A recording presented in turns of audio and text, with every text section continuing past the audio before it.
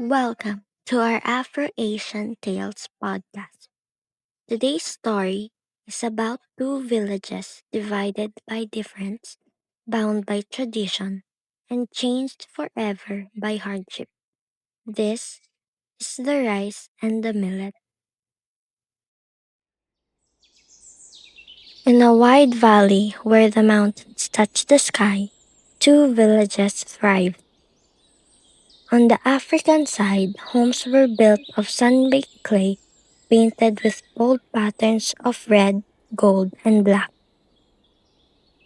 The people wore colorful kente cloth with symbols woven to honor strength and wisdom. They grew millet, a grain that baked into thick bread and gave energy to hunters and workers.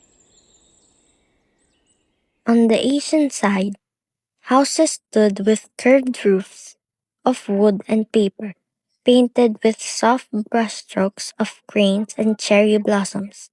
The people wore silk robes that shimmered like water. They grew rice cooked into steaming bowls that nourished families and honored ancestors during festivals. Though different, the two villages shared the same river, which carried life to their fields. For many years, they traded millet for rice, cloth for silk, drums for flutes, and celebrated each other's harvest. But one year, the river grew weak. The rains did not come, and the river thinned to a trickle. The African elders beat their drums in ceremonies, calling on the ancestors for rain. The Asian elders lit incense and bowed before their shrines, seeking harmony with the heavens. Yet the skies remained dry. Fear turned pride. An African elder said sternly, "Without millet, there is no strength. We must take more water for our field." "No, rice is the gift of life.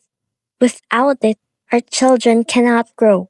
We will guard the river for ourselves." Soon, the African farmers built channels that pulled more water to their side. The Asian farmers dammed the water to keep it for their paddies. The once lively marketplace grew silent. No millet was traded for rice, no kente cloth was exchanged for silk, and suspicion filled the valley. Then came disaster. The river, overworked and broken by dams, flooded when a sudden storm finally came. The millet fields were washed away, and the rice paddies drowned in mud. Both villages were left with nothing but ruin. In the silence after the storm, a young African boy and an Asian girl, Kwame and Aya, stood together at the riverbank. My mother baked her last millet bread yesterday. We have no more. And before this master's empty, we're starving too. For the first time, they saw not enemies, but mirrors of each other's suffering. Ashamed, the elders gathered. They realized their pride had destroyed what once bound them. Together, they rebuilt the riverbanks.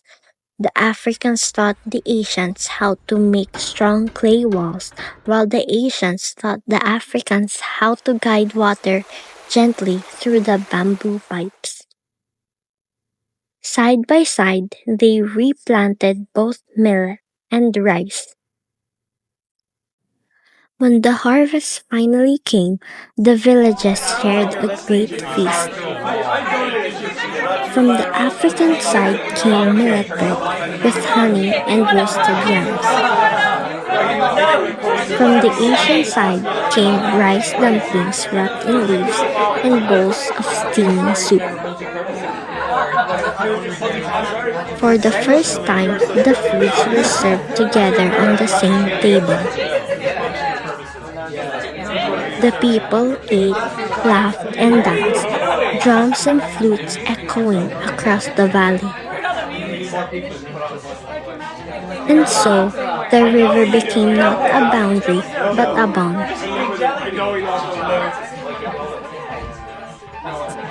Though cultures may differ in food, clothing, and ritual, they share the same hunger, the same hope, and the same need for one another. Thank you for listening to The Rice and the Millet. This story reminds us that Afro-Asian cultures, though different in color and rhythm, both honor family, tradition, and survival. And when those cultures meet, they don't just survive, they thrive.